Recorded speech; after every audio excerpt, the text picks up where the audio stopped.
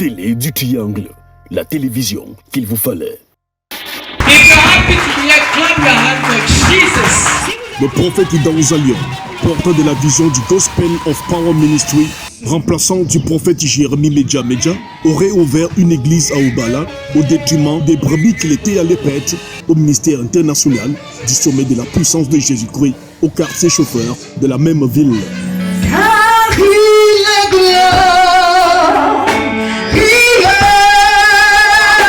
De mars jusqu'en mai 2025, le prophète Ida Ozalion a exercé le ministère prophétique à l'église d'Obala où il remplaçait le prophète Jérémie Medja, porteur de la vision du ministère international du sommet de la puissance de Jésus-Christ, assemblée d'Obala, parti pour une mission dans la ville de Kribi. Après son bref séjour dans cette assemblée et son départ, les nouvelles ont fusé comme une traînée de poudre, annonçant qu'il a ouvert une église à Obala pour faire concurrence au prophète Jérémie Medja. Nous fondant sur cette vraie ou fausse information, la rédaction des télés du Triangle s'est rapprochée du prophète Ida Ozalion, se rendant chez lui au quartier Ngwaikele à Yaoundé pour boire à la bonne source. En réalité, je n'ai pas ouvert une église à Obala. C'est juste parce que les gens aiment beaucoup bavarder. L'homme de Dieu s'est interrogé sur le fait que les fabricants de fausses informations annoncent qu'il a ouvert une église. Déjà, comment est-ce qu'on peut ouvrir une église sans inviter les autorités de la localité? Parce que ouvrir une église, c'est quelque chose d'officiel. Beaucoup de gens voient le prophète Ida Ozalion prêcher chaque dimanche dans une maison au quartier non loin du grand carrefour Obala. Avoir 2-3 personnes avec qui vous vous réunissez pour prier réellement ne veut pas dire ou encore n'insinue pas que c'est une église. L'homme de Dieu n'appelle pas cet endroit église, mais... Je préfère utiliser celui de prière parce que de là nous nous concertons, nous parlons de la parole de Dieu, nous nous édifions entre nous, les frères et sœurs. C'est que le prophète Jérémie Medja était en partance pour Kribi où il est sollicité par les chrétiens de cette ville.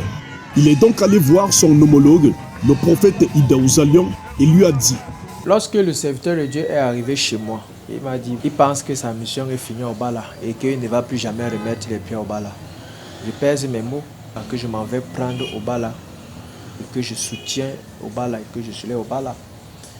C'est ce qu'il m'avait dit.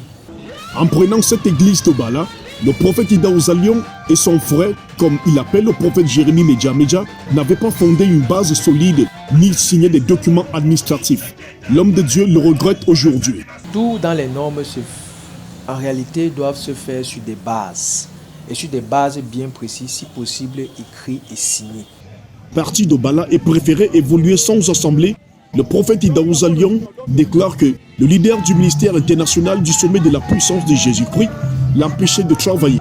À ma grande surprise, je constate que le leader se lève et dit c'est mon église, ainsi de suite. J'ai trouvé un petit jeu à l'intérieur, que je sois son pasteur résident, parce qu'il était le seul à apporter sa part d'opinion. Moi, je n'avais pas ma part d'opinion à apporter et je devrais marcher selon sa vision. Pourtant, je suis un superviseur général. Avec toute humilité, je suis un grand frère pour lui dans le Seigneur. Sur le cadre administratif, je ne peux pas être son pasteur résident, puisque je ne suis pas un fils pour lui, je suis comme un frère pour lui. Tout ceci a contribué à créer un cocktail Molotov pour exploser cette belle collaboration, divisant les serviteurs de Dieu et jetant en pâture les brebis. Certaines de ces brebis, membres du clergé, ont suivi le prophète Ida Ozalion et il a été accusé de les avoir menés avec lui. Je n'ai amené personne et je n'ai appelé personne vers moi. Ce sont ces personnes qui m'ont suivi. C'est un peu comme lorsque Jean-Baptiste baptisait. Lorsqu'il a baptisé Jésus et Jean-Baptiste a dit: voici le Messie, c'est lui le Seigneur. Et quand Jésus partait, les disciples de Jean-Baptiste l'ont suivi. Chers prophètes de Dieu, vous êtes des membres du corps du Christ. Je vous prie de rester unis. Comme il est écrit dans 1 Corinthiens 12, du verset 24 à 26. Dieu a disposé le corps de membres à donner plus d'honneur à ceux qui en manquaient, afin qu'il n'y ait pas de division dans le corps, mais que les membres aient également soin les uns des autres. Et si un membre souffre, tous les membres souffrent avec lui. Si un membre est honoré, tous les membres se réjouissent avec lui. C'est l'onction pour faire libre et pour l'instaurer, pour donner de la joie, ça va tomber sur lui.